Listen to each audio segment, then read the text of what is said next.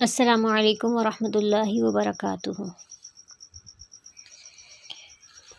نحمده ونصلی علی رسولہ الکریم، اما بعد، اعوذ باللہ من الشیطان الرجیم، بسم اللہ الرحمن الرحیم، رب اشرح لی صدری ویسر لی امری واحلل عقدۃ من لسانی یفقہوا قولی، رب زدنی علما، آمین۔ انشاءاللہ آج ہم اپنے 7ویں پارے کا آغاز کریں گے۔ اعوذ باللہ من الشیطان الرجیم، بسم اللہ الرحمن الرحیم۔ وَإِذَا سَمِعُوا مَا أُنزِلَ إِلَى الرَّسُولِ تَرَىٰ أَعْيُنَهُمْ تَفِيضُ مِنَ الدَّمْعِ مِمَّا عَرَفُوا مِنَ الْحَقِّ يَقُولُونَ رَبَّنَا آمَنَّا فَاكْتُبْنَا مَعَ الشَّاهِدِينَ۔ وَمَا لَنَا لَا نُؤْمِنُ بِاللَّهِ وَمَا جَاءَنَا مِنَ الْحَقِّ وَنَطْمَعُ أَن يُدْخِلَنَا رَبُّنَا مَعَ الْقَوْمِ الصَّالِحِينَ، فَأَثَابَهُمُ اللَّهُ بِمَا قَالُوا جَنَّاتٍ تَجْرِي مِن تَحْتِهَا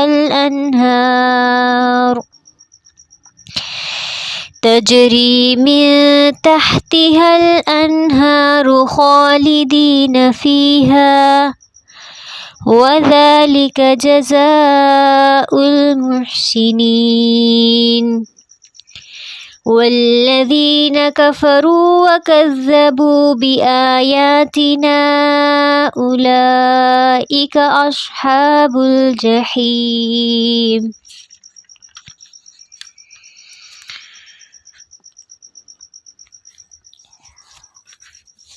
اور جب وہ رسول کی طرف نازل کردہ کلام کو سنتے ہیں تو آپ ان کی آنکھیں آنسو سے بہتی ہوئی دیکھتے ہیں، اس وجہ سے کہ انہوں نے حق کو پہچان لیا۔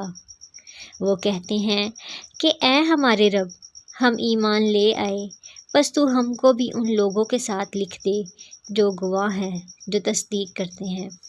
پچھلی آیت میں ہم نے پڑھا تھا کہ جو عیسائی ہیں، جو اپنے آپ کو نصارہ کہتے ہیں، وہ مسلمانوں کے ساتھ اتنے زیادہ شدید نہیں ہیں، یعنی نرم دل ہیں۔ اسی لیے اب یہاں پہ اگلی آیت میں ان کا ایک واقعہ بتایا جا رہا ہے۔ یہ حبشے میں جو عیسائی رہتے تھے ان کے بارے میں آیت نازل ہوئی۔ مسلمان اپنی مکی زندگی میں 2 مرتبہ ہجرت کر کے گئے تھے، اور وہاں پہ نجاشی بادشاہ اصحمہ کی حکومت تھی اور یہ عیسائی مملکت تھی۔ تو نبی صلی اللہ علیہ وسلم نے عمر بن امیہ کو اپنا مکتوب دے کر نجاشی کے پاس بھیجا تھا، جو انہوں نے جا کر سنایا۔ نجاشی نے وہ مکتوب سن کر حبشے میں موجود مہاجرین اور جعفر بن ابی طالب رضی اللہ عنہ کو اپنے پاس بلایا اور اپنے علماء اور عبادت کرنے والوں کو بھی جمع کر لیا، اور پھر جعفر رضی اللہ عنہ کو قرآن کریم پڑھنے کا حکم دیا۔ حضرت جعفر رضی اللہ عنہ نے جب سورہ مریم پڑھی، جس میں عیسیٰ علیہ السلام کی معجزانہ ولادت، ان کی عبودیت اور رسالت کا ذکر ہے، اسے سن کر وہ بہت متاثر ہوئے اور ان کی آنکھوں سے آنسو بہنے لگے، اور وہ اسی وقت ایمان لے آئے۔ اور بعض کہتے ہیں کہ نجاشی نے اپنے کچھ علماء نبی صلی اللہ علیہ وسلم کے پاس بھیجے تھے۔ جب آپ صلی اللہ علیہ وسلم نے انہیں قرآن پڑھ کر سنایا تو بے اختیار ان کی آنکھوں سے آنسو جاری ہو گئے اور وہ ایمان لے آئے۔ تو اصل میں ان آیات میں قرآن کریم سن کر جو اثر ہوا ان کا ذکر کیا جا رہا ہے کہ حق کی بات کو پہچان کر فوراً جو ہے وہ بھی ایمان لے آئے تھے۔ اور ہمارے پاس کون سا عذر ہے کہ ہم اللہ پر اور جو حق ہم کو پہنچا ہے اس پر کوئی ایمان نہ لائیں، اور ہم اس بات کی امید رکھتے ہیں کہ ہمارا رب ہم کو نیک لوگوں میں کے ساتھ داخل کر دے، یعنی ان کا ساتھ عطا کر دے۔ یعنی جب حق واضح ہو گیا، قرآن آ گیا، تو ہمارے پاس کوئی ایسا عذر بچا ہی نہیں کہ جس کی بنا پر ہم اس پر ایمان نہ لے کر آئیں۔ تو ان کے اس قول کی وجہ سے جو انہوں نے کہا، اللہ ان کو ایسے باغات دے گا جن کے نیچے نہریں جاری ہوں گی، یہ ان میں ہمیشہ ہمیشہ رہیں گے، اور یہی احسان کرنے والوں کا بدلہ ہے۔ اور لیکن جن لوگوں نے کفر کیا اور آیات کو جھٹلایا، یہی لوگ جہنم والے ہیں۔ اے ایمان والو، لا تحرموا طیبات ما احل اللہ لکم ولا تعتدوا۔ اے ایمان والو، اللہ نے جو پاکیزہ چیزیں تمہارے لیے حلال کی ہیں ان کو حرام مت کرو اور حد سے آگے نہ بڑھو، بے شک اللہ حد سے نکلنے والوں کو پسند نہیں کرتا۔ حدیث میں آتا ہے کہ ایک شخص نبی صلی اللہ علیہ وسلم کی خدمت میں حاضر ہوا اور آ کر کہا، یا رسول اللہ صلی اللہ علیہ وسلم، جب میں گوشت کھاتا ہوں تو نفسانی شہوت کا غلبہ ہو جاتا ہے، اس لیے میں نے اپنے اوپر گوشت حرام کر لیا ہے۔ تو یہ آیت نازل ہوئی، یعنی بلا وجہ کسی بھی جو اللہ تعالیٰ نے چیزیں حلال کی ہیں ان سے پرہیز کرنا اور ان سے بچ کر رہنا اور اپنے اوپر حرام کر لینا جائز نہیں ہے۔ وَكُلُوا مِمَّا رَزَقَكُمُ اللَّهُ حَلَالًا طَيِّبًا وَاتَّقُوا اللَّهَ الَّذِي أَنْتُمْ بِهِ مُؤْمِنُونَ۔ لیکن ایک شرط ہے، کیا ہے؟ اور اللہ نے جو تمہیں چیزیں دی ہیں ان میں سے حلال اور پاکیزہ چیزیں کھاؤ۔ یعنی اللہ سبحانہ و تعالیٰ کسی کو کھانے سے منع نہیں کرتے، اچھا کھانے سے منع نہیں کرتے، لیکن کیا کنڈیشن ہے کہ حلال ہو اور طیب ہو، پاک ہو، اور اللہ سے ڈرو جس پر تم ایمان رکھتے ہو۔ لا يؤاخذكم الله باللغو في أيمانكم ولكن يؤاخذكم بما عقدتم الأيمان۔ اللہ تمہاری قسموں میں لغو قسموں پر تم سے مواخذہ نہیں فرماتا، یعنی ایسی قسمیں جو بس کلام میں کہتے رہیں قسمیں، لیکن اس کا کوئی مقصد نہیں ہوتا، کوئی سچائی نہیں ہوتی اس میں، وہ لغو قسمیں ہیں، تو ان پر کوئی مواخذہ نہیں، لیکن ان پر مواخذہ فرماتا ہے تم جن قسموں کو مضبوط کر دو، یعنی جو اللہ کی پکی قسم کھائی جائے، نیت کے ساتھ کھائی جائے تو اس کو پورا کرنا لازمی ہوتا ہے۔ اس کو مؤکدہ کہتے ہیں، یعنی جو انسان اپنی بات میں تاکید کے لیے ارادتاً کھائے، اگر ایسی قسم توڑے تو اس کا وہ کفارہ ہے جو اسے ادا کرنا پڑے گا، وہ اسی آیت میں ہی بتایا جا رہا ہے۔ اور تیسری قسم ہوتی ہے غموس، وہ والی ایسی قسم ہوتی ہے کہ جو انسان دھوکہ اور فریب دینے کے لیے کھائے، یعنی ایک تو قسم ایسی ہے جو بالکل بھی انسان کھاتا ہے اس کا کوئی مقصد نہیں ہوتا، بلا مقصد بے وجہ اللہ کی قسم یہ کہتا رہتا ہے، لیکن اس کا اس سے میننگ نہیں ہوتا، تو ایسی قسموں کا کوئی مواخذہ نہیں۔ لیکن جو پکی قسم کھائی جائے اس کا جو ہے اگر وہ پوری نہ کی جائے تو اس کا کفارہ ادا کرنا ہے، اور جو جھوٹی قسم ہے دھوکہ اور فریب کے لیے تو یہ کبیرہ گناہ ہے۔ تو اس کا جو کفارہ ہے وہ کیا ہے کہ 10 محتاجوں کو کھانا دینا ہے اوسط درجے کا جو تم اپنے گھر والوں کو کھلاتے ہو، یا پھر ان کو یعنی 10 لوگوں کو ہی کپڑے دینا ہے، یا پھر ایک غلام یا لونڈی آزاد کرنا ہے۔ اور جس کو یہ مقدور نہ ہو، یعنی جو تینوں چیزوں کی طاقت نہ رکھے تو وہ 3 دن کے روزے رکھے۔ یہ تمہاری قسموں کا کفارہ ہے کہ جب تم قسم کھا لو، اسی لیے اپنی قسموں کی حفاظت کرو۔ واحفظوا ایمانکم کذالک یبین اللہ لکم آیاتہ لعلکم تشکرون۔ اسی طرح اللہ تمہارے لیے اپنے احکام بیان فرماتا ہے تاکہ تم شکر ادا کرو۔ یا ایھا الذین آمنوا انما الخمر والمیسر والانصاب والازلام رجس من عمل الشیطان فاجتنبوہ لعلکم تفلحون۔ اے ایمان والو، بات یہی ہے کہ شراب، جوا اور دھان اور فال نکالنے کے تیر، یہ سب گندی باتیں شیطانی کام ہیں، یعنی کہ یہ والی سارے کام جو ہیں اللہ تعالیٰ نے منع کیے ہیں۔ فاجتنبوہ، فَاجْتَنِبُوهُ لَعَلَّكُمْ تُفْلِحُونَ، ان سے بالکل الگ رہو، یعنی اپنا پہلو بچا کے رہو تاکہ تم کامیاب رہو۔ یہ تم نے ان کے پاس پھٹکنا بھی نہیں ہے، ان چیزوں کے پاس، اگر تم کامیاب ہونا چاہتے ہو۔ شیطان کا کیا ارادہ ہے یا وہ اس کی کیا چاہت ہے؟ شیطان یوں چاہتا ہے کہ شراب اور جوئے کے ذریعے سے تمہارے آپس میں عداوت اور بغض واقع کرا دے، یعنی دشمنیاں ڈلوا دے، اور اللہ کی یاد سے اور نماز سے تم کو باز رکھے۔ تو کیا تم باز آنے والے ہو؟ فَهَلْ أَنْتُمْ مُنْتَهُونَ، اللہ تعالیٰ سوال کر رہے ہیں کہ کیا تم ان چیزوں سے باز آنے والے ہو؟ تو جو ایمان والے تھے انہوں نے فوراً سے کہا تھا انتہینا ربنا، اے ہمارے رب ہم باز آ گئے۔ اور اگر تم اللہ کی اطاعت کرتے رہو اور رسول کی اطاعت کرتے رہو اور ڈرو، اور اگر اعراض کرو گے تو یہ جان رکھو کہ ہمارے رسول کے ذمہ صرف اور صرف صاف صاف پہنچا دینا ظاہر ہے۔ ایسے لوگوں پر جو ایمان رکھتے ہوں اور نیک کام کرتے ہوں، اس چیز میں کوئی گناہ نہیں جس کو وہ کھاتے پیتے ہوں، جبکہ وہ لوگ تقویٰ بھی رکھتے ہوں اور ایمان بھی رکھتے ہوں اور نیک کام بھی کرتے ہوں، اور پھر تقویٰ رکھتے ہوں، پھر ایمان رکھتے ہوں، اور پھر پرہیزگاری کرتے ہوں، اور خوب نیک عمل کرتے ہوں، تو اللہ ایسے احسان کرنے والوں سے محبت رکھتا ہے۔ یعنی یہ جو لوگ ہیں وہ کہا گیا تھا کہ جن لوگوں نے یعنی شراب کی حرمت سے پہلے اگر شراب پی تھی اور وہ شہید ہو گئے تھے اسی حالت میں، تو پھر ان کا کیا بنے گا؟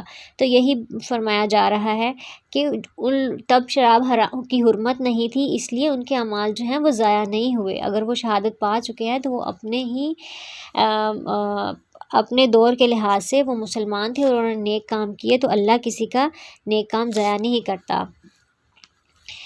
اے ایمان والو، اللہ قدرے شکار سے تمہارا امتحان کرے گا، یعنی ڈیفرنٹ قسم کے ٹیسٹ ہیں، ان میں سے کیا ایک ٹیسٹ بتایا جا رہا ہے کہ اللہ شکار سے تمہارا امتحان کرے گا کہ جن تک تمہارے ہاتھ اور تمہارے نیزے پہنچ سکیں گے، یعنی کہ حج کے دوران شکار منع ہے، لیکن شکار جو ہے اس کو دیکھ کر یہ ٹیسٹ کیا جائے گا کہ اس کو جو ہے آپ شکار کرتے ہو کہ نہیں، تاکہ اللہ معلوم کر لے کہ کون شخص اس سے بن دیکھے ڈرتا ہے۔ جو شخص اس کے بعد حد سے نکلے گا اس کے لیے دردناک عذاب ہے۔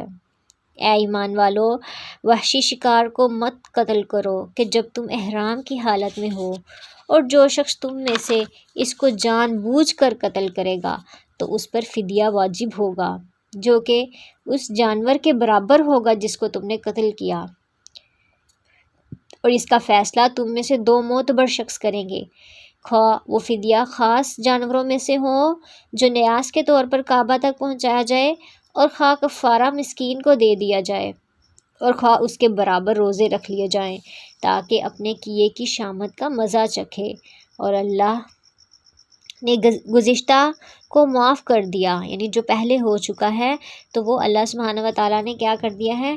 معاف کر دیا ہے۔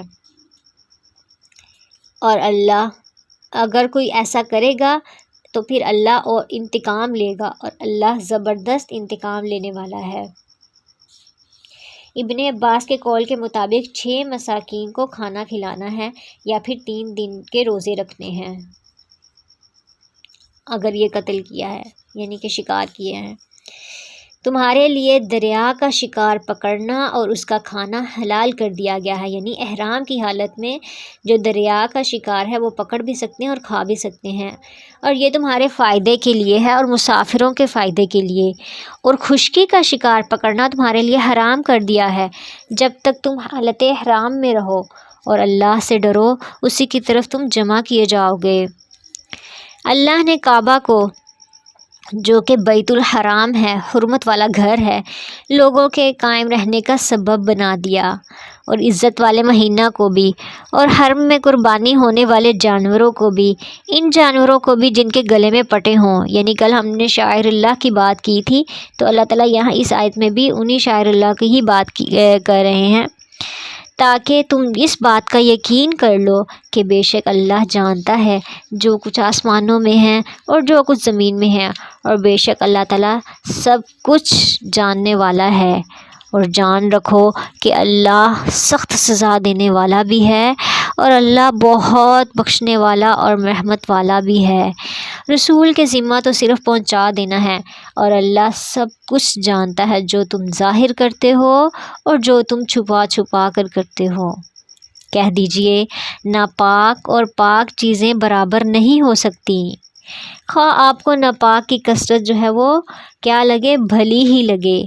یعنی پاک سے مراد حلال، مومن، فرما بردار اور عمدہ چیزیں ہیں، ساری چیزیں جو پاک ہیں۔ اور خبیث جو چیزیں ہیں، ناپاک چیزیں، اس میں کفر بھی، فسق و فجور بھی ہو سکتے ہیں، چیزیں بھی ہو سکتی ہیں، باتیں بھی ہو سکتی ہیں۔ تو یہ دونوں چیزیں جو ہیں برابر طیب اور خبیث پاک نہیں ہو سکتے، برابر نہیں ہو سکتے۔ اور اللہ سے ڈرتے رہو اے عقل مندو تاکہ تم کامیاب ہو جاؤ۔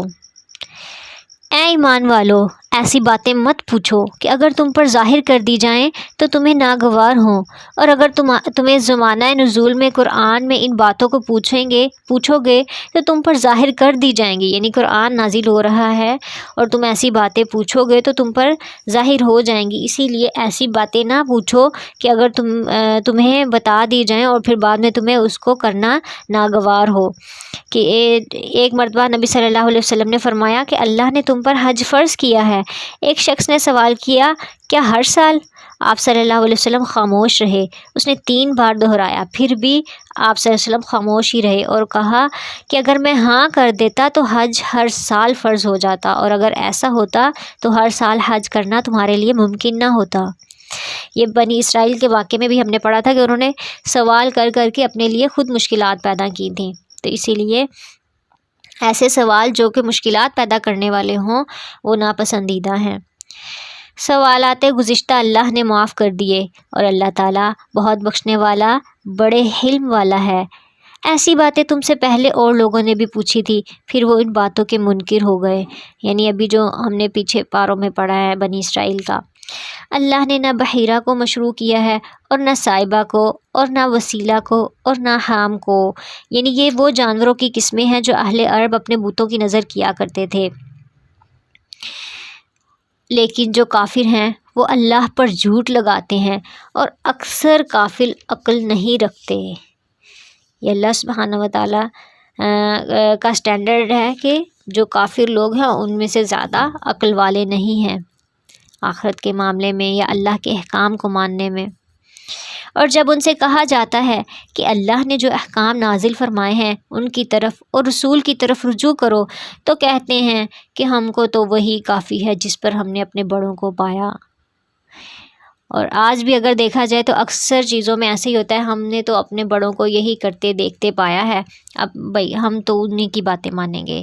اللہ سبحانہ و تعالیٰ کیا کہتے ہیں کہ اگرچہ ان کے بڑے نہ کچھ سمجھ رکھتے ہوں اور نہ ہدایت رکھتے ہوں، اللہ سبحانہ و تعالیٰ نے ہر انسان کو عقل سمجھ دی ہے، اور وہ خود تحقیق کر کے اور پھر جو ہے دنیا کو ایکسپلور کر سکتا ہے اور اس کو دیکھ سکتا ہے کہ کون سی چیز بہتر ہے، کون سی سچائی والی ہے اور کون سی جھوٹ والی ہے، اور اس کے اکارڈنگ اپنی لائف گزار سکتا ہے۔ اے ایمان والو، تمہیں اپنی فکر کرنا لازم ہے۔ جب تم راست پر چل رہے ہو تو جو شخص گمراہ ہے اس سے تمہارا کوئی نقصان نہیں۔ یعنی پہلے یہ بات ہے کہ تمہیں اپنی سب سے پہلے فکر کرنی چاہیے، دوسروں تک پہنچا دینا تو واضح ہے، لیکن اگر وہ سننے کے بعد بھی گمراہ رہے تو اس کا ذمہ اسی پر ہے، تم پر نہیں ہے۔ اللہ ہی کے پاس تم سب کو جانا ہے، پھر وہ تم سب کو بتا دے گا جو کچھ تم سب کرتے تھے، سب کچھ کھلا ہوا پائیں گے۔ اے ایمان والو، تمہارے آپس میں 2 شخص کا گواہ ہونا مناسب ہے، جبکہ تم میں سے کسی کو موت آنے لگے اور وصیت کرنے کا وقت ہو تو وہ 2 شخص ایسے ہوں کہ دیندار ہوں، خواہ تم میں سے ہوں یا غیر لوگوں میں سے، یعنی کہ مسلمان ہو یا نان مسلمز ہوں۔ تو دو شخص ہوں، اگر تم کہیں سفر میں گئے ہو اور تمہیں موت آ جائے، اور اگر تمہیں شک ہو کہ ان دونوں کو نماز کے بعد روک لو، پھر وہ دونوں اللہ کی قسم کھائیں کہ ہم اس قسم کے عوض کوئی نفع نہیں لینا چاہتے، اگرچہ کوئی رشتہ دار بھی ہو، اور اللہ کی بات کو ہم پوشیدہ نہ کریں گے، ہم اس حالت میں سخت گنہگار ہوں گے۔ پھر اگر اس کی اطلاع ہو کہ وہ دونوں گواہ کسی گناہ کے مرتکب ہوئے ہیں، تو ان لوگوں میں سے جن کے مقابلہ میں گناہ کا ارتکاب ہو دو شخص جو سب میں قریب ہیں جہاں وہ دونوں کھڑے ہوئے تھے، یہ دونوں کھڑے ہوں اور پھر اللہ کی قسم کھائیں کہ بالیقین ہماری یہ قسم ان دونوں کی اس قسم سے زیادہ راہ راست پر ہے اور ہم نے ذرا تجاوز نہیں کیا، ہم اس حالت میں سخت ظالم ہوں گے۔ یعنی اگر سفر میں کوئی بیمار ہے جس سے زندہ بچنے کی امید نہیں ہے، تو وہ کوئی بھی وصیت کر سکتا ہے سفر میں دو عادل گواہ بنا کر، انصاف والے، اور پھر ان کے بعد ان کی قسمیں لی جائیں گی۔ لیکن اگر جو وارث ہیں ان کو شک ہو کہ انہوں نے کچھ چھپایا ہے، تو پھر وہ ان کی موجودگی میں دوبارہ قسمیں کھائیں گے کہ ہماری قسم جو ہے وہ ان کی قسم سے زیادہ سچی ہے۔ یہ قریب ہے اس واقعے کا کہ لوگ واقعے کو ٹھیک طور پر ظاہر کریں یا اس بات سے ڈر جائیں کہ ان سے قسمیں لینے کے بعد قسمیں الٹی پڑ جائیں گی، یعنی کہ وارثوں کو بھی حق دیا گیا کہ اگر انہیں لگے کہ یہ لوگ ٹھیک بات نہیں کر رہے تو وہ بھی قسم کھا سکتے ہیں۔ اور اللہ سے ڈرو اور سنو، اور اللہ فاسق لوگوں کو ہدایت نہیں دیتا۔ اب پھر عیسیٰ علیہ السلام کا واقعہ بیان کیا جا رہا ہے۔ یوم یجمع اللہ الرسل فیقول ماذا اجبتم قالوا لا علم لنا انک انت علام الغیوب۔ جس روز اللہ تمام پیغمبروں کو جمع کرے گا اور پھر ارشاد فرمائے گا کہ تم کو کیا جواب ملا تھا، وہ عرض کریں گے کہ ہمیں کچھ خبر نہیں، تو ہی پوشیدہ باتوں کو پورا جاننے والا ہے۔ جبکہ اللہ ارشاد فرمائے گا، اے عیسیٰ بن مریم، میرا انعام یاد کرو جو تم پر اور تمہاری والدہ پر ہوا ہے، جب میں نے تم کو روح القدس سے تائید کی، تم لوگوں سے گود میں بھی کلام کرتے تھے اور بڑی عمر میں بھی، اور جب کہ میں نے تم کو کتاب اور حکمت کی باتیں اور تورات اور انجیل کی تعلیم دی، اور جب کہ تم میرے حکم سے گارے سے ایک شکل بناتے تھے جیسے پرندے کی شکل ہوتی ہے، پھر تم اس کے اندر پھونک مار دیتے تھے جس سے وہ پرند بن جاتا تھا، اور میرے حکم سے تم مادرزاد اندھے کو اور کوڑی کو اچھا کر دیتے تھے، اور میرے حکم سے ہی تم مردوں کو نکال کر کھڑا کر لیتے تھے، اور یہ سب کچھ تم میرے حکم سے ہی کرتے تھے۔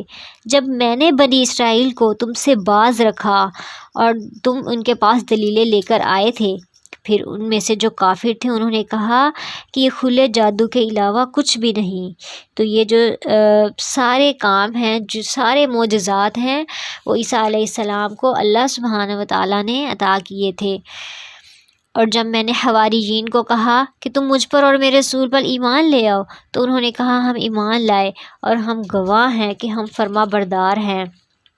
وہ وقت یاد کے قابل ہے کہ جب حواریوں نے عرض کیا تھا کہ اے عیسیٰ بن مریم، کیا آپ کا رب ایسا کر سکتا ہے کہ ہم پر آسمان سے ایک خوان نازل فرما دے؟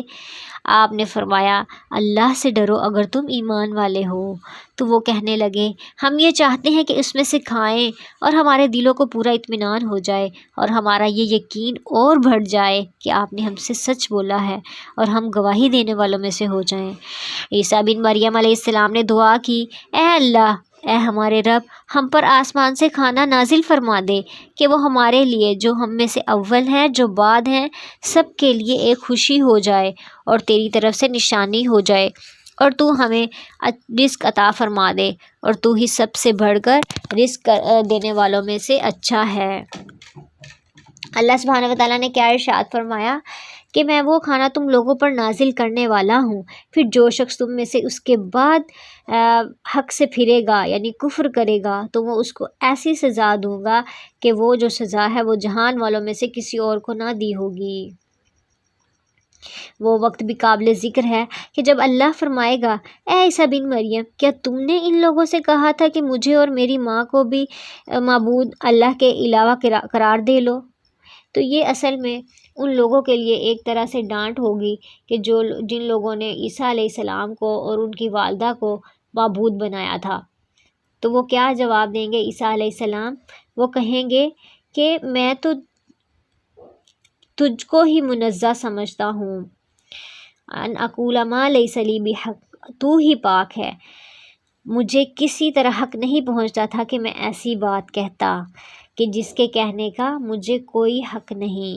اگر میں نے کہا ہوگا تو تجھے علم ہوگا، تو میرے دل کے اندر کی بھی بات جانتا ہے، اور میں تیرے نفس میں جو کچھ ہے اس کو نہیں جانتا۔ یہ ان کی عبودیت ہے، ان کی بندگی ہے عیسیٰ علیہ السلام کی۔ تمام غیبوں کا جاننے والا تو ہے، میں نے تو ان سے کچھ نہیں کہا تھا مگر صرف وہی جو تو نے مجھ سے کہنے کو فرمایا تھا، یعنی جو اللہ سبحانہ و تعالیٰ نے انہیں حکم دیا تھا انہوں نے اس کی روگردانی نہیں کی بلکہ وہی کچھ کہا۔ اور پھر میں نے یہ کہا تھا کہ تم اللہ کی بندگی اختیار کرو جو میرا بھی رب ہے اور تمہارا بھی رب ہے۔ میں ان پر گواہ رہا جب تک میں ان میں رہا، پھر جب تو نے مجھے اٹھا لیا تو ہی ان پر مطلع رہا، اور ہر چیز کی تو ہی پوری خبر رکھتا ہے۔ ان تعذبہم فإنہم عبادک وإن تغفر لہم فإنک انت العزیز الحکیم۔ اگر تو ان کو سزا دے تو یہ تیرے ہی بندے ہیں، اور اگر تو ان کو معاف کر دے تو ہی زبردست ہے، حکمت والا ہے۔ نبی صلی اللہ علیہ وسلم ایک بار رات کو اس آیت کو اتنی بار دہراتے کہ ہر رکعت میں اسے ہی پڑھتے رہے حتیٰ کہ صبح ہو گئی۔ اللہ ارشاد فرمائے گا کہ یہ وہ دن ہے کہ جو لوگ سچے تھے ان کا سچا ہونا ان کے کام آئے گا، ان کو باغ ملیں گے جن کے نیچے نہریں جاری ہوں گی، جن میں وہ ہمیشہ ہمیشہ رہیں گے۔ اللہ ان سے راضی اور یہ اللہ سے راضی۔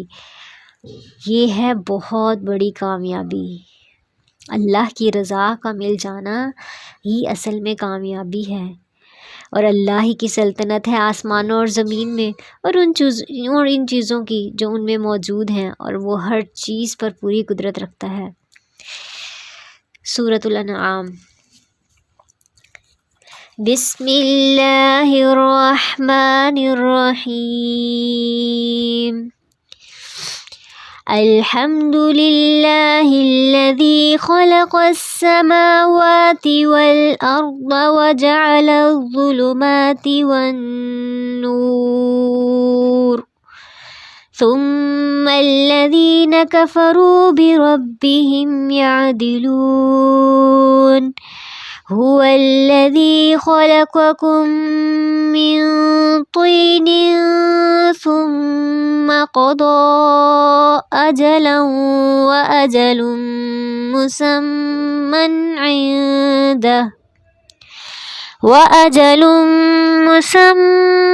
عنده ثم أنتم تمترون۔ وهو الله في السماوات وفي الأرض يعلم سركم وجهركم ويعلم ما تكسبون۔ وما تأتيهم من آية من آيات ربهم إلا كانوا عنها معرضين۔ فقد كذبوا بالحق لما جاءهم فسوف يأتيهم أنباء ما كانوا به يستهزئون۔ شروع اللہ کے نام سے جو بڑا مہربان نہایت رحم کرنے والا ہے۔ سورہ انعام کو 70,000 فرشتے لے کر اترے تھے، اور پھر یہ پوری کی پوری صورت ایک بار ہی نازل ہوئی، یہ اس کی فضیلت ہے۔ اور یہ بھی سورہ فاتحہ کی طرح الحمدللہ سے شروع ہوتی ہے۔ تمام تعریفیں اللہ ہی کے لیے ہیں جس نے آسمانوں کو اور زمین کو پیدا کیا اور تاریکیوں کو اور نور کو بنایا۔ پھر بھی کافر اپنے رب کے برابر قرار دیتے ہیں، یعنی دوسرے لوگوں کو۔ وہ ایسا ہے جس نے تم کو مٹی سے بنایا، پھر ایک وقت معین کیا اور دوسرا معین وقت خاص اللہ ہی کے نزدیک ہے، پھر بھی تم شک رکھتے ہو۔ یعنی موت کا وقت بھی مقرر ہے اور آخرت کا وقت بھی مقرر ہے، اور وہی اللہ برحق آسمانوں میں بھی اور زمین میں بھی، وہ تمہارے پوشیدہ احوال کو بھی اور تمہارے ظاہر احوال کو بھی جانتا ہے، اور جو تم عمل کرتے ہو اس کو بھی جانتا ہے۔ اور ان کے پاس کوئی نشانی بھی ان کے رب کی نشانیوں میں سے نہیں آتی مگر وہ اسے اعراض کرتے ہیں، یعنی کوئی بھی کسی قسم کی بھی نشانی آ جائے وہ اسے اگنور ہی کر دیتے ہیں، اس سے منہ ہی پھیر لیتے ہیں۔ انہوں نے اس سچی کتاب کو بھی جھٹلا دیا جب کہ وہ ان کے پاس پہنچی، تو جلد ہی ان کو خبر مل جائے گی کہ اس چیز کی جس کے ساتھ یہ لوگ مذاق کرتے تھے۔ کیا انہوں نے نہیں دیکھا کہ ہم نے ان سے پہلے کتنی جماعتوں کو ہلاک کر دیا جن کو ہم نے دنیا میں ایسی قوت دی تھی کہ وہ تمہیں نہیں دی؟ ہم نے ان پر خوب بارشیں برسائیں، ہم نے ان کے نیچے سے نہریں جاری کی، پھر ہم نے ان کو ان کے گناہوں کے سبب ہلاک کر ڈالا۔ تو اللہ سبحانہ و تعالیٰ نے ہلاکت کا سبب بتایا کہ کسی قوم کو جب ہلاک کیا جاتا ہے تو کیا ہے، ان کے گناہوں کی وجہ سے ہلاکت میں ڈالا، اور ان کے بعد دوسری جماعتوں کو پیدا کر دیا۔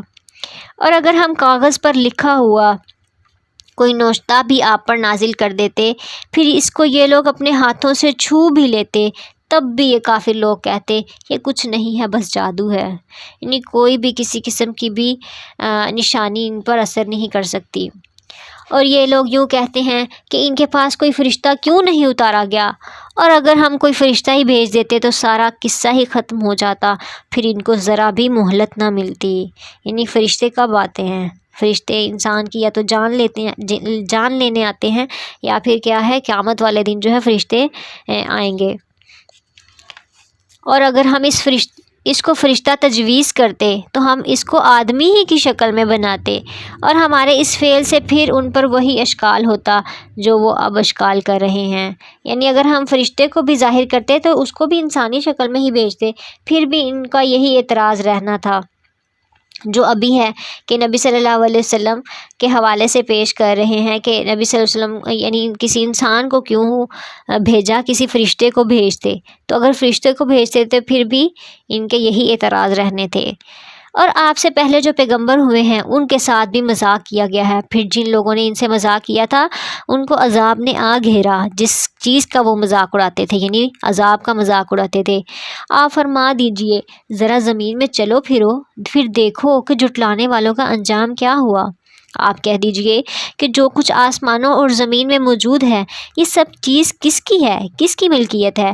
آپ کہہ دیجئے اللہ کی۔ اللہ نے اپنے نفس پر یعنی اپنے اوپر رحمت کو لازم کر لیا ہے۔ کتب علی نفسہ الرحمہ، اللہ تمہیں قیامت کے روز جمع کرے گا، اس میں کوئی شک نہیں۔ اور جن لوگوں نے اپنے آپ کو خسارے میں ڈالا تو وہ ایمان نہیں لائیں گے۔ اور اللہ ہی کی بادشاہی میں ہے وہ جو سب کچھ رات میں اور دن میں رہتی ہیں، اور وہ بہت سننے والا، خوب جاننے والا ہے۔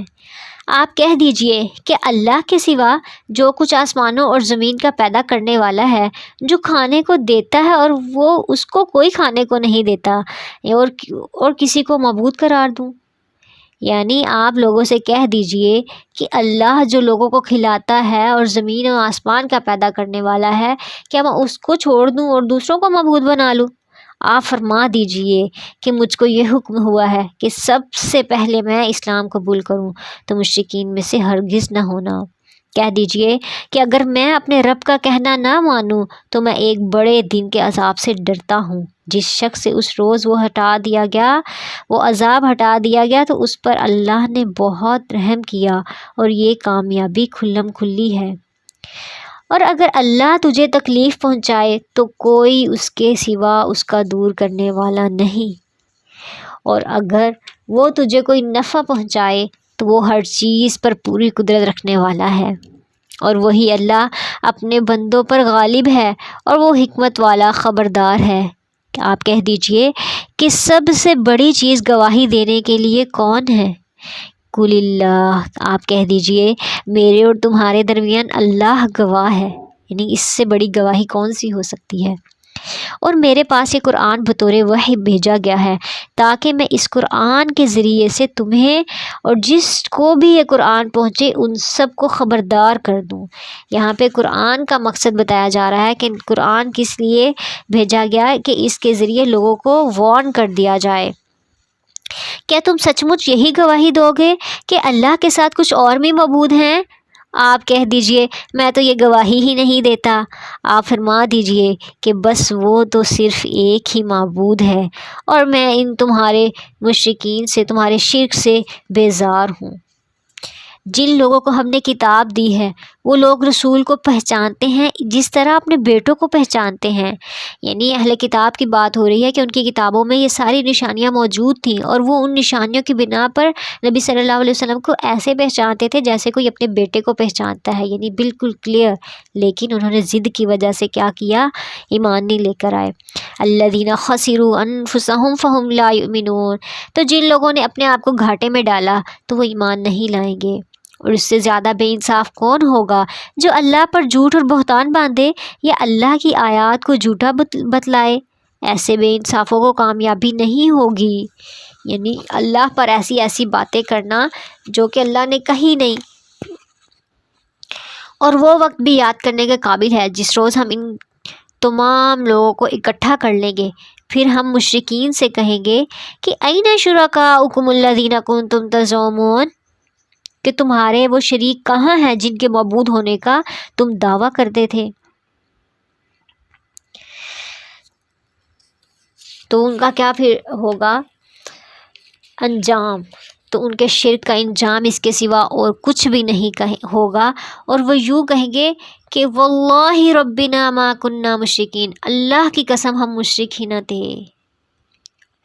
انظر کیف کذبوا علی انفسہم وضل عنہم ما کانوا یفترون، یعنی دنیا میں بھی اپنے شرک کا انکار کرتے رہے تھے کہ ہم کوئی شرک نہیں کرتے، ہم کوئی مشرک نہیں ہیں، تو وہ جو دنیا میں پریکٹس کی تھی وہ ادھر جا کے بھی وہی جھوٹ بولیں گے اور کیا کہیں گے؟ اللہ سبحانہ وتعالیٰ کہہ رہے ہیں کہ ذرا دیکھو تو انہوں نے کس طرح جھوٹ بولا اپنی جانوں پر، یعنی وہاں جا کر بھی جھوٹ بول دیں گے کہ ہم نے تو شرک کیا ہی نہیں، اور پھر وہ ساری چیزیں ان سے غائب ہو جائیں گی، گم ہو جائیں گی جن کو وہ جھوٹ موٹ تراشا کرتے تھے۔ اور ان میں سے بعض ایسے ہیں کہ آپ صلی اللہ علیہ وسلم کی طرف کان لگاتے ہیں، اور ہم کیوں کان لگاتے ہیں؟ وہ قرآن تو سنتے ہیں لیکن ان کا اس سے مقصد ہدایت طلب نہیں کرنا ہوتا، اس لیے پھر ان کو اس چیز کا فائدہ بھی نہیں ہوتا۔ تو ہم نے ان کے دلوں پر پردہ ڈال رکھا ہے اس لیے، اس سے کہ وہ اس کو سمجھیں، اور ان کے کانوں میں بھی ایک ڈاٹ ہے کہ اگر وہ لوگ تمہارے دلائل کو دیکھ بھی لیں پھر بھی ایمان نہیں لائیں گے، یہاں تک کہ جب یہ لوگ آپ کے پاس آتے ہیں تو آپ سے خواہ جھگڑتے ہیں۔ یعنی ان لوگوں کا کیا کام ہے؟ بس خواہ میں جھگڑے ڈالنا، اور پھر اس کے بعد دلائل سننا، آ کر نبی صلی اللہ علیہ وسلم قرآن دور دور سے سنتے تھے، مقصد جو تھا وہ اس سے ہدایت طلب کرنا نہیں تھا، اور پھر اس کے بعد دلائل لیتے تھے، جب دلائل سمجھ آ جاتے تھے پھر اس کا انکار کر دیتے تھے۔ تو یہ ساری چیزیں جو ہیں انہوں نے دنیا میں کی۔ یہ لوگ جو کافر ہیں یوں کہتے ہیں کہ یہ تو کچھ بھی نہیں، صرف بے سند باتیں ہیں جو پہلوں سے چلی آ رہی ہیں، یعنی سن کر دلیلیں لے کر سب کچھ کر کے پھر کہتے تھے کہ یہ تو پہلے لوگوں کی کہانیاں ہیں۔ اور یہ لوگ دوسروں کو بھی روکتے ہیں اور خود بھی اس سے دور رہتے ہیں، یہ ظلم پہ ظلم، خود بھی اس سے باز رہتے ہیں اور دوسروں کو بھی روک دیتے ہیں، اور یہ لوگ اپنے آپ کو ہی تباہ کر رہے ہیں جس کا وہ شعور نہیں رکھتے۔ اور اگر آپ اس وقت کو دیکھیں کہ جب یہ دوزخ کے پاس کھڑے کیے جائیں گے تو کیا کہیں گے؟ ہائے افسوس ہم پر کہ ہم واپس بھیج دیے جائیں، اور اگر ایسا ہو جائے تو ہم اپنے رب کی آیات کو جھوٹا نہ بتلائیں گے اور ہم ایمان والوں میں سے ہو جائیں گے۔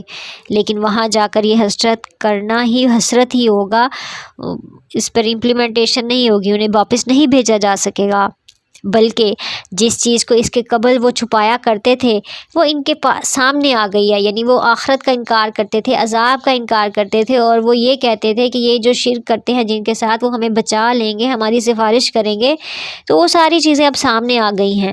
اور اللہ سبحانہ و تعالیٰ کہتے ہیں کہ اگر یہ لوگ پھر واپس بھیج دیے جائیں تب بھی یہ وہی کام کریں گے جس سے ان کو منع کیا گیا تھا، یعنی ان کی ڈھیٹ پن ہے اور ان کی ضد ہے کہ وہ اللہ کو نہیں مانیں گے، اور یقیناً یہ جھوٹے ہیں، اور وہ کہتے ہیں کہ صرف دنیا کی زندگی ہی زندگی ہے، this life is only life, اور ہم زندہ نہیں کیے جائیں گے۔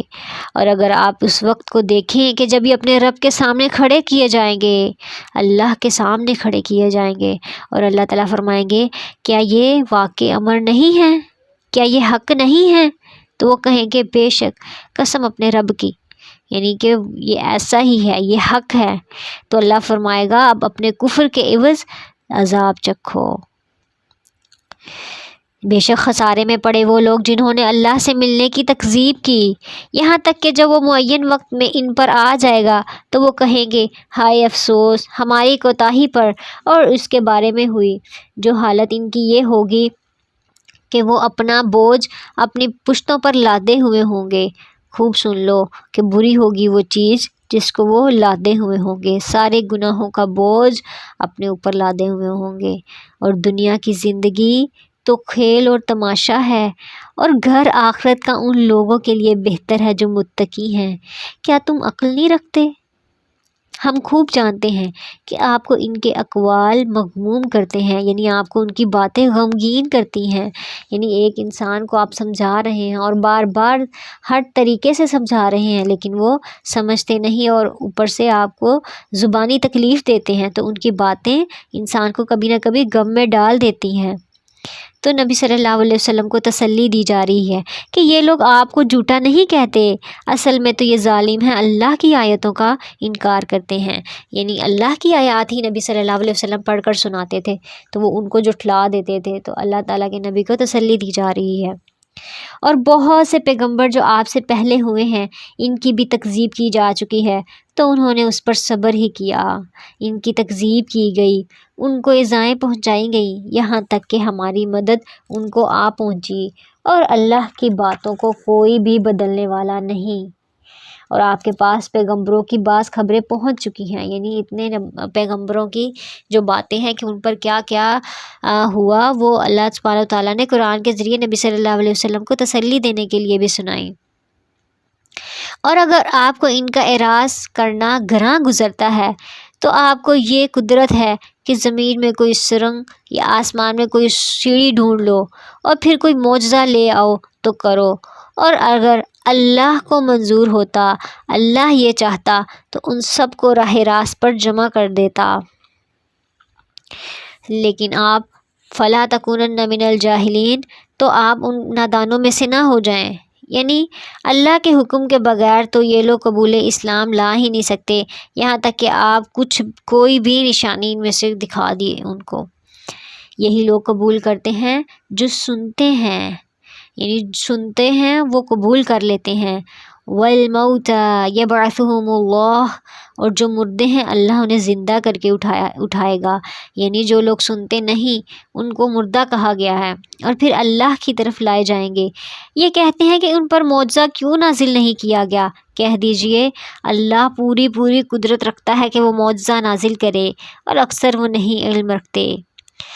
اب معجزے کی بات وہ مانگ رہے تھے، معجزہ مانگ رہے تھے، اللہ سبحانہ وتعالیٰ کیا فرما رہے ہیں کہ جتنے قسم کے جاندار زمین پر چلنے والے ہیں اور جتنی قسم کے پرند جانور ہیں کہ اپنے دونوں بازوؤں سے اڑتے ہیں، ان میں کوئی قسم ایسی نہیں کہ جو تمہاری طرح کی گروہ نہ ہو، اور ہم نے کتاب میں کوئی چیز نہیں چھوڑی، یعنی سب کچھ لکھ رکھا ہے، اور پھر تم سب اپنے پروردگار کے پاس اکٹھے کیے جاؤ گے۔ یعنی اگر کسی نے سمجھنا ہے، اگر نشانی کسی سے سمجھنا ہے تو وہ پرندوں کی نشانی سے ہی سمجھ سکتا ہے۔ اور جو لوگ ہماری آیات کو جھٹلاتے ہیں تو وہ طرح طرح کی ظلمتوں میں بہرے گونگے ہو رہے ہیں۔ اللہ جس کو چاہے گمراہ کر دے اور جس کو چاہے سیدھے راستے پر لگا دے۔ آپ کہہ دیجئے کہ اپنا حال تو بتلاؤ کہ اگر تم پر اللہ کوئی عذاب دے دے یا تم پر قیامت ہی آ جائے تو اللہ کے سوا کسی اور کو پکارو گے؟ اگر تم سچے ہو، یعنی اگر تم پر کوئی مصیبت آ جاتی ہے یا قیامت آ جاتی ہے تو تم کس کو پکارو گے؟ اللہ کو پکارو گے، تو پھر اس دنیا میں بھی اللہ کو پکارو اور سارے شریکوں کو چھوڑ دو۔ بلکہ تم اسی کو پکارو گے، پھر جس کے لیے تم پکارو گے اگر وہ چاہے تو اس کو ہٹا بھی دے، اور جن کو تم شریک ٹھہراتے ہو ان سب کو بھول جاؤ گے۔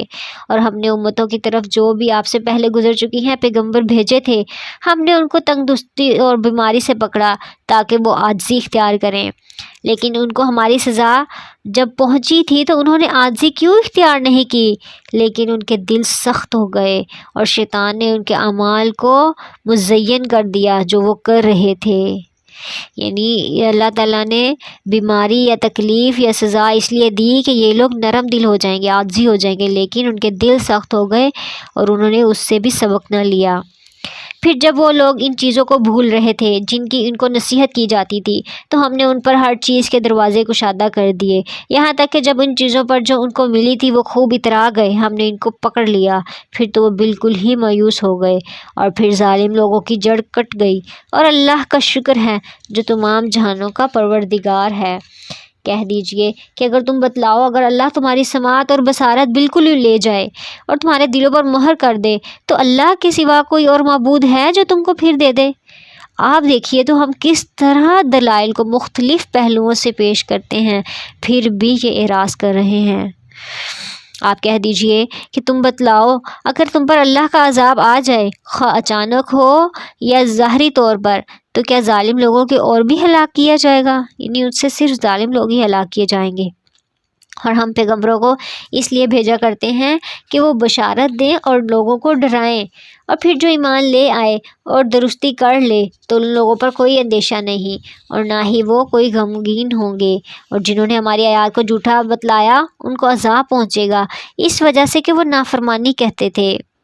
آپ صلی اللہ علیہ وسلم کہہ دیجئے کہ نہ تو میں تم سے یہ کہتا ہوں کہ میرے پاس اللہ کے خزانے ہیں، اور نہ میں غیب جانتا ہوں، اور نہ میں تم سے یہ کہتا ہوں کہ میں فرشتہ ہوں، میں تو صرف جو کچھ میرے پاس وحی آتی ہے اس کی پیروی کرتا ہوں۔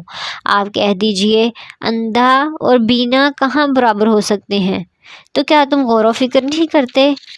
ایسے لوگوں کو ڈرائیے جو اس بات سے اندیشہ رکھتے ہیں کہ اپنے رب کے پاس ایسی حالت میں جمع کیے جائیں گے کہ جتنے غیر اللہ ہیں نہ کوئی ان کا مددگار ہوگا اور نہ کوئی سفارش کرنے والا، اس امید پر کہ وہ ڈر جائیں۔ اور ان لوگوں کو نہ نکالیے جو صبح و شام اپنے پروردگار کی عبادت کرتے ہیں اس کی رضامندی چاہنے کے لیے، ان کا حساب ذرا بھی آپ کے متعلق نہیں اور آپ کا حساب ان کے متعلق نہیں۔ آپ ان کو نکال دیں ورنہ آپ ظلم کرنے والوں میں سے ہو جائیں گے۔ اور اسی طرح ہم نے بعض کو بعض کے ذریعے سے آزمائش میں ڈال دیا ہے تاکہ یہ لوگ کہا کریں کیا یہ لوگ ہیں کہ ہم سب میں سے اللہ نے ان پر فضل کیا ہے؟ کیا یہ بات نہیں ہے کہ اللہ شکر گزاروں کو خوب جانتا ہے؟ یعنی اگر جو کوئی ایمان لے آتے ہیں اور اللہ کے راستے پر چل پڑتے ہیں، جس طرح سے کچھ غریب لوگ بھی مسلمان ہوئے تھے، تو جو عیاش یا پھر امیر کفار تھے انہوں نے کیا کہا کہ لوگوں نے ان کو ہم پر فضل دیا ہے، یعنی یہ تو کسی کام کے نہیں ہیں اور ان کے پاس تو کچھ بھی نہیں ہے، اور یہ لوگ جب آپ کے پاس آئیں تو ہماری آیتوں پر ایمان رکھتے ہیں، تو یوں کہہ دیجئے کہ تم پر سلامتی ہے، اور تمہارے رب نے مہربانی فرمانا اپنے ذمے مقرر کر رکھا ہے، یہ کہ جو شخص تم میں سے برا کام کر بیٹھے جہالت سے، پھر اس کے بعد وہ توبہ کر لے اور اصلاح رکھ لے، تو اللہ کی یہ شان ہے کہ وہ بڑی مغفرت کرنے والا، بڑی رحمت کرنے والا ہے۔ یعنی کوئی گناہ کر لے اور پھر توبہ کر لے تو اللہ تعالیٰ اسے معاف کر دیں گے۔ اسی طرح ہم نے آیات تفصیل سے بیان کی ہیں تاکہ مجرمین کا راستہ ظاہر ہو جائے، صاف صاف پتہ چل جائے کہ کون مجرم ہے اور کون راہ راست پر ہے۔ آپ کہہ دیجئے کہ مجھے منع کیا گیا ہے کہ میں ان کی عبادت کروں جن کو تم اللہ کو چھوڑ کر پکارتے ہو۔ آپ کہہ دیجئے کہ میں تمہاری خواہشات کی پیروی نہ کروں گا، کیونکہ اس حالت میں تو میں بے راہ ہو جاؤں گا اور ہدایت پانے والوں میں بھی نہیں رہوں گا۔ آپ کہہ دیجئے کہ میرے پاس تو ایک دلیل ہے میرے رب کی طرف سے اور تم اس کو جھٹلاتے ہو، اور جس چیز کی تم جلد بازی کر رہے ہو وہ میرے پاس نہیں، یعنی وہ عذاب یا دلائل یا اس طرح کے سوال کرتے تھے۔ حکم کسی کا نہیں سوائے اللہ کے، اللہ واقعی بات کو بتلا دیتا ہے، اور وہ سب سے اچھا فیصلہ کرنے والا ہے۔ آپ کہہ دیجئے کہ اگر میرے پاس وہ چیز ہوتی جس کا تم تقاضا کر رہے ہو تو میرا اور تمہارا باہمی قصہ ہی تمام ہو جاتا، اور اللہ سبحانہ و تعالیٰ ظالموں کو خوب خوب جاننے والا ہے۔ یعنی نبی صلی اللہ علیہ وسلم یہ کہہ رہے ہیں کہ وہ میرے پاس وہ عذاب نہیں ہے، میرے اختیار میں نہیں ہے، یا پھر میرے طلب کرنے پر اللہ تعالیٰ فوراً عذاب دے دیتا تو تمہیں کوئی موقع ہی نہ ملتا۔ اور اللہ کے پاس ہی غیب کی کنجیاں ہیں، یعنی غیب کا جاننے والا صرف اللہ ہے۔ کیسے؟ لا يعلمها الا هو، اور اللہ کے پاس غیب کے خزانے ہیں، غیب کی کنجیاں ہیں، ان کو اللہ کے سوا کوئی نہیں جانتا، اللہ کے سوا کوئی بھی نہیں جانتا۔ اور وہ تمام چیزوں کو جانتا ہے جو خشکی میں ہیں اور جو دریاؤں میں ہیں، اور کوئی پتا نہیں گرتا مگر وہ اس کو بھی جانتا ہے، اور کوئی دانہ زمین کے تاریک حصوں میں نہیں پڑتا، اور نہ کوئی تر اور نہ کوئی خشک چیز گرتی ہے، اور نہ مگر یہ سب کچھ روشن کتاب میں درج ہے۔ اور وہ ایسا ہے کہ رات میں تمہاری روح کو قبض کر لیتا ہے، اور جو کچھ تم دن میں کرتے ہو اس کو بھی جانتا ہے، پھر تم کو جگاتا ہے تاکہ تمہاری وقت میعاد پوری ہو، یعنی کہ جتنی عمر دنیا میں لکھی ہے وہ پوری ہو، پھر اس کی طرف تم کو جانا ہے، پھر تمہیں وہ بتلائے گا کہ جو تم کچھ کرتے تھے۔ اور وہی اپنے بندوں پر غالب ہے، تم پر نگہداشت رکھنے والے بھیجتا ہے، یعنی فرشتوں کو، یہاں تک کہ جب تم میں سے کسی کو موت آ پہنچتی ہے اس کی روح ہمارے بھیجے ہوئے فرشتے قبض کر لیتے ہیں، اور وہ ذرا کوتاہی نہیں کرتے، یعنی جیسے حکم ہوتا ہے فوراً پہنچ جاتے ہیں۔ اور وہی اپنے بندوں کے اوپر غالب ہے، برتر ہے، اور تم پر نگہداشت رکھنے والا ہے۔ جب تم میں سے کسی کو موت آ پہنچتی ہے تو اس کی روح ہمارے بھیجے ہوئے فرشتے قبض کر لیتے ہیں، اور وہ ذرا کوتاہی نہیں کرتے، پھر سب اپنے مالک حقیقی کے پاس لائے جائیں گے۔ خوب سن لو کہ فیصلہ اللہ ہی کا ہوگا، اور بہت جلد حساب لے گا، یعنی اللہ سبحانہ وتعالیٰ جلد حساب لے گا۔ ایک تو یعنی اللہ تعالیٰ کا حساب بہت تیز ہے، ساری کیلکولیشنز آر کلیئر ڈن، تو وہ فوراً حساب ہو جائے گا۔ اور دوسرا یہ کہ اللہ سبحانہ وتعالیٰ کبھی بھی حساب لے سکتا ہے، جلد حساب لینے والا ہے۔ آپ کہہ دیجئے وہ کون ہے کہ جو تم کو خشکی اور دریا کی ظلمات یعنی اندھیروں سے نجات دیتا ہے؟ تم اس کو پکارتے ہو گڑ گڑا کر اور چپکے چپکے سے۔ اگر تو ہم ان کو ان سے نجات دے دیں تو ہم ضرور شکر کرنے والوں میں سے ہو جائیں گے۔ آپ کہہ دیجئے اللہ ہی تم کو ان سے نجات دیتا ہے ہر غم سے، اور پھر بھی تم شرک کرنے لگتے ہو۔ یعنی اللہ سبحانہ وتعالیٰ ہر غم سے نجات دیتا ہے، ہر مشکل میں ساتھ دیتا ہے، لیکن پھر انسان اتنا ظالم ہے کہ وہ پھر بھی شرک کرنے لگ جاتا ہے۔ آپ کہہ دیجئے کہ وہ اس بات پر بھی قادر ہے کہ تم پر کوئی عذاب تمہارے اوپر سے بھیج دے، یا تمہارے پاؤں تلے سے بھیج دے، یا تم کو گروہ گروہ کر کے سب کو لڑا دے اور پھر ایک دوسرے کو لڑائی چکھا دے۔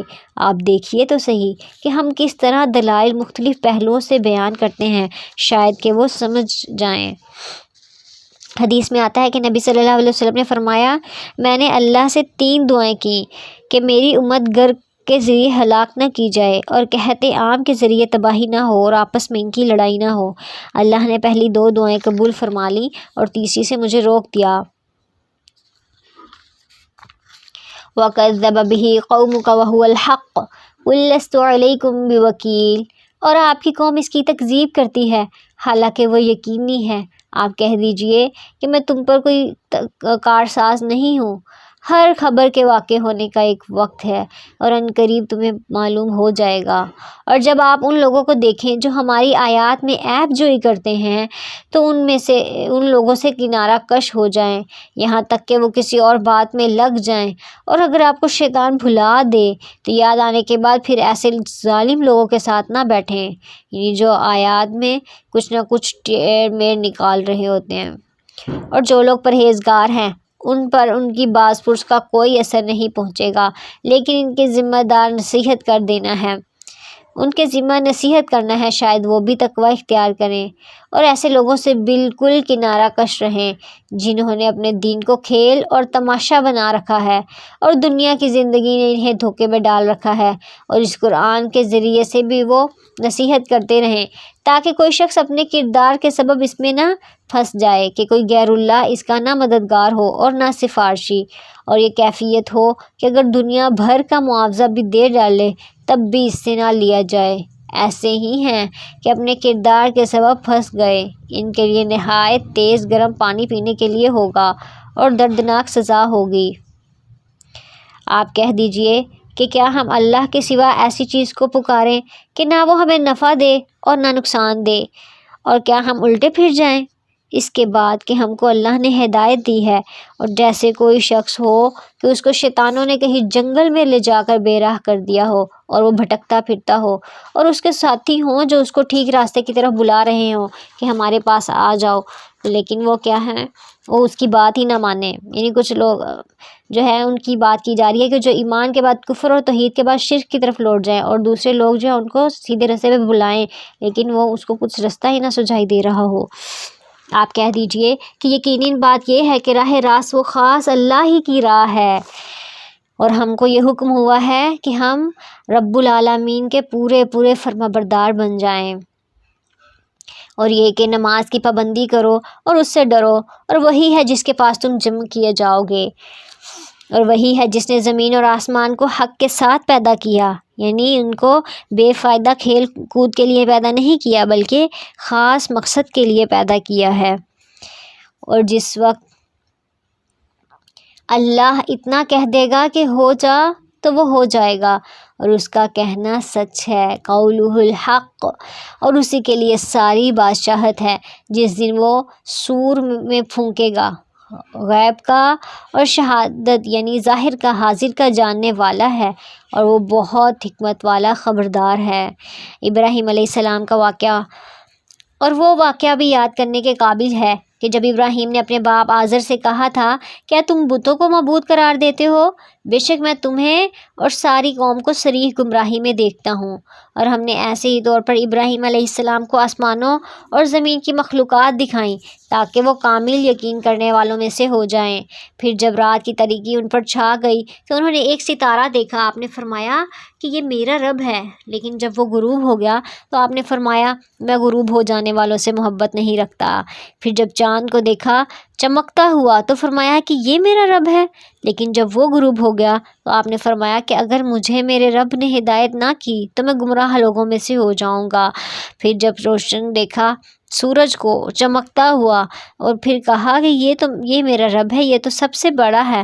پھر جب وہ بھی غروب ہو گیا تو آپ نے فرمایا بے شک میں تمہارے شرک سے بیزار ہوں، میں اپنا رخ اس کی طرف کرتا ہوں جس نے آسمانوں اور زمینوں کو پیدا کیا یکسو ہو کر، اور میں مشرکین میں سے نہیں ہوں۔ اور ان سے ان کی قوم نے حجت کرنا شروع کر دی۔ آپ نے فرمایا کیا تم اللہ کے معاملے میں مجھ سے حجت بازی کرتے ہو، حالانکہ اس نے مجھے طریقہ بتلایا ہے، اور میں ان سے جن کو تم اللہ کے ساتھ شریک بناتے ہو میں نہیں ڈرتا۔ یعنی جو مشرکین ہیں وہ اپنے بتوں سے ڈراتے تھے، تو ہاں اگر میرا پروردگار ہی کوئی کام چاہے تو میرا پروردگار ہر چیز کو اپنے علم میں گھیرے ہوئے ہے، کیا تم پھر بھی خیال نہیں رکھتے؟ اور میں ان چیزوں سے کیسے ڈروں جن کو تم نے شریک بنایا ہے، حالانکہ تم اس بات سے نہیں ڈرتے کہ تم اللہ کے ساتھ ایسی چیزیں شریک ٹھہراتے ہو جن پر اللہ نے کوئی دلیل نازل نہیں کی۔ سو ان دو جماعتوں میں سے امن کا زیادہ مستحق کون ہے اگر تم علم رکھتے ہو؟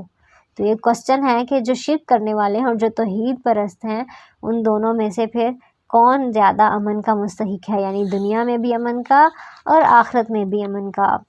جو لوگ ایمان رکھتے ہیں اور اپنے ایمان کو شرک کے ساتھ ملاتے نہیں ہیں، یعنی ایمان ہے تو پورا ایمان ہے، اس میں شرک کی کوئی بھی آمیزش نہیں ہے، ایسوں کے لیے ہی امن ہے اور وہی ہدایت یافتہ ہیں۔ یہ اللہ سبحانہ وتعالیٰ بتا رہے ہیں کہ کون ہدایت یافتہ ہے، اور یہ ہماری حجت تھی جو ہم نے ابراہیم کو ان کی قوم کے مقابلے میں دی تھی، یعنی کہ یہ دلیل تھی کہ وہ توحید پرست تھے، اور ان دلائل کی وجہ پہ ہی ابراہیم علیہ السلام کو ان کے قوم کے مقابلے میں فوقیت دی گئی تھی، اور ابراہیم علیہ السلام کو پوری قوم کہا گیا ہے۔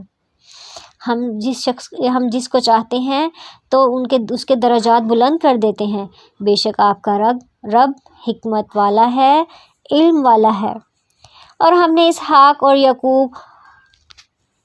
اسے اسحاق دیا اور یعقوب علیہ السلام دیا، اور ہر ایک کو ہم نے ہدایت کی، اور پہلے زمانہ میں ہم نے نوح کو بھی ہدایت کی، اور ان کی اولاد میں سے بھی داؤد، سلیمان، ایوب، یوسف، موسیٰ اور ہارون علیہم السلام کو، اور اسی طرح ہم نیک کام کرنے والوں کو جزا دیتے ہیں، اور زکریا، یحییٰ، عیسیٰ اور الیاس علیہم السلام کو بھی، اور یہ سب نیک لوگوں میں سے تھے، اور اسماعیل اور یسع اور یونس اور لوط اور ہر ایک کو تمام جہان والوں میں سے فضیلت دی، اور ان کے کچھ باپ دادوں کو اور کچھ اولاد کو اور کچھ بھائیوں کو ہم نے ان کو چن لیا، اور ہم نے ان کو راہ ہدایت کی طرف، سیدھے راستے کی طرف ہدایت کی۔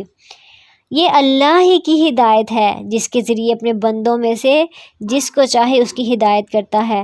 اور اگر فرض کرے یہ سب بھی، یہ سارے جو پیغمبر، اولو العزم پیغمبر بھی ہیں اور دوسرے بڑے پیغمبروں کے نام لے کر کہا گیا کہ اگر یہ لوگ بھی شرک کرتے تو جو کچھ یہ اعمال کرتے تھے وہ سب کے سب ضائع ہو جاتے۔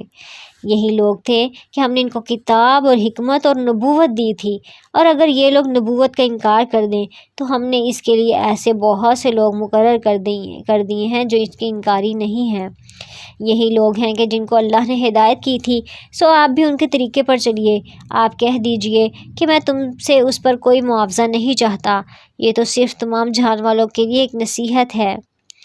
وَمَا قَدَرُوا اللَّهَ حَقَّ قَدْرِهِ إِذْ قَالُوا مَا أَنزَلَ اللَّهُ عَلَى بَشَرٍ مِّن شَيْءٍ، اور انہوں نے اللہ کی قدر نہ کی جیسا قدر کرنے کا حق تھا۔ انہوں نے کیا کہا؟ انہوں نے کہا کہ اللہ نے کسی انسان پر کوئی چیز نازل ہی نہیں کی۔ آپ کہہ دیجئے کہ یہ وہ کتاب ہے کس نے نازل کی جس کو موسیٰ علیہ السلام لے کر آئے تھے؟ اس کی کیفیت یہ ہے کہ وہ نور ہے اور لوگوں کے لیے ہدایت، اور تم نے انہیں متفرق اوراق میں رکھ چھوڑا ہے جن کو تم ظاہر کرتے ہو اور بہت سی باتوں کو چھپاتے ہو، اور تم کو بہت سی ایسی باتیں بتائی گئی ہیں جن کو نہ تم جانتے ہو اور نہ تمہارے بڑے جانتے تھے۔ آپ کہہ دیجئے کہ اللہ نے نازل فرمایا ہے، پھر ان کو ان کے خرافات میں کھیلتے رہنے دیجئے۔ اور یہ کتاب بھی، قرآن بھی ایسی ہے جس کو ہم نے نازل کیا ہے، جو بڑی برکت والی ہے، اپنے سے پہلے کتابوں کی تصدیق کرنے والی ہے، اور تاکہ آپ مکہ والوں کو اور آس پاس والے لوگوں کو ڈرائیں، اور جو لوگ آخرت کا یقین رکھتے ہوں ایسے لوگ اس پر ایمان لے آتے ہیں اور وہ اپنی نماز پر مداومت کرتے ہیں۔ اور اس شخص سے ظالم کون ہوگا جو اللہ پر جھوٹ لگائے، یعنی وہی بڑا ظالم ہے، یا یوں کہے کہ مجھ پر وحی آتی ہے حالانکہ اس کے پاس کسی بات کی بھی وحی نہیں آئی، یا جو شخص یوں کہے کہ جیسا کلام اللہ نے نازل کیا ہے اس طرح کا میں بھی لاتا ہوں۔ اور اگر آپ اس وقت دیکھیں کہ جب یہ ظالم لوگ موت کی سختیوں میں ہوں گے اور فرشتے اپنی ہاتھ بڑھا رہے ہوں گے، نکالو اپنی جانیں، آج تم کو ذلت کی سزا دی جائے گی۔ کس وجہ سے دی جائے گی؟ کہ تم اللہ کے ذمے جھوٹی باتیں لگاتے تھے، تم اللہ کی آیات کے ساتھ تکبر کرتے تھے، اور اب تم ہمارے پاس تنہا تنہا آ گئے جس طرح ہم نے تمہیں پہلی بار پیدا کیا تھا، اور جو کچھ ہم نے تمہیں دیا تھا اس کو تم اپنے پیچھے ہی چھوڑ آئے، اور ہم نے تو تمہارے ہمراہ تمہارے ان شفاعت کرنے والوں کو نہیں دیکھتے جس کی نسبت تم دعویٰ کرتے تھے کہ وہ تمہارے معاملہ میں شریک ہیں، یعنی اب تم سفارشی کہتے تھے کہ یہ ہمیں سفارش کرے گا، وہ تو سفارشی بھی نظر نہیں آتے، واقعی تمہارے آپس میں تو قطع تعلق ہو گیا، اور وہ تمہارا دعویٰ سب تمہارا کیا کرایا سارا گزر چکا۔ بے شک اللہ دانا کو اور گٹھلیوں کو پھاڑنے والا ہے، وہ جاندار کو بے جان سے نکالتا ہے اور وہ بے جان کو جاندار سے نکالنے والا ہے، اور اللہ ہر چیز پر قادر ہے۔ اور یہی اللہ ہے تو تم کہاں الٹے پھرے جا رہے ہو؟ وہ صبح کو نکالیں گے۔ اللہ تعالیٰ کی قدرت کی باتیں بیان کی جا رہی ہیں کہ اللہ تعالیٰ کیا کیا کرتے ہیں۔ کہ وہ صبح کا نکالنے والا ہے۔ اس نے رات کو تمہارے لیے سکون کی جگہ بنایا اور سورج اور چاند دونوں کو حساب کے ساتھ رکھا ہے۔ یہ ٹھہرائی ہوئی بات ہے جو اللہ قادر علم والے کی طرف سے ہے۔ اور وہ ایسا ہے کہ جس نے تمہارے لیے ستاروں کو پیدا کیا اور تاکہ تم ان کے ذریعے سے اندھیروں میں اور خشکی میں دریا میں بھی رستہ معلوم کر سکو۔ بے شک ہم نے دلائل خوب کھول کھول کر بیان کیے ہیں ان لوگوں کے لیے جو علم رکھتے ہیں۔ اور وہ ایسا ہے کہ جس نے تم کو ایک شخص سے پیدا کیا، پھر ایک جگہ زیادہ رہنے کی ہے اور ایک جگہ سونپے جانے کی۔ بے شک ہم نے دلائل لوگوں کے لیے کھول کھول کر بیان کیے ہیں جو کچھ سمجھ بوجھ رکھتے ہیں، یعنی کچھ ٹھکانہ یہاں پہ دنیا میں ہے اور کچھ وقت جو ہے وہ قبر میں ہوگا۔ اور وہ ایسا ہے جس نے آسمان سے پانی برسایا اور پھر ہم نے اس کے ذریعے سے ہر قسم کی نباتات کو نکالا، پھر ہم نے اس سے سبز شاخ نکالی کہ اس سے ہم اوپر تلے دانے چڑھے ہوئے نکالتے ہیں، اور کھجور کے تنوں سے ان کے گوشوں میں سے خوشے ہیں جو نیچے کو لٹک جاتے ہیں، اور انگوروں کے باغ اور زیتون اور انار کے کچھ ایک دوسرے سے ملتے جلتے ہیں اور کچھ ایک دوسرے سے ملتے جلتے نہیں۔ ہر ایک کے پھل کو دیکھو جب وہ پھلتا ہے، اور اس کے پکنے کو دیکھو، یعنی وہ کیسے پک رہا ہوتا ہے۔ اور اس میں ان لوگوں کے لیے دلائل ہیں جو ایمان رکھتے ہیں۔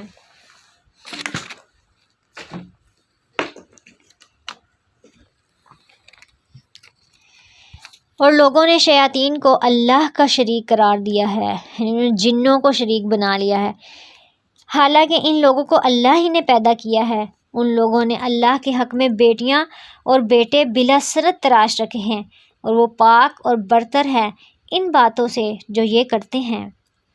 وہ آسمانوں اور زمین کا پیدا کرنے والا ہے۔ اللہ کے اولاد کہاں ہو سکتی ہے، حالانکہ اس کی تو بیوی نہیں ہے، اور اللہ نے ہر چیز کو پیدا کیا ہے اور ہر چیز کو خوب جاننے والا ہے۔ یہ ہے اللہ تمہارا رب، لا الہ الا ہو، اس کے سوا کوئی عبادت کے لائق ہی نہیں، ہر چیز کا پیدا کرنے والا ہے تو تم اس کی عبادت کرو، اور وہ ہر چیز کا کارساز ہے۔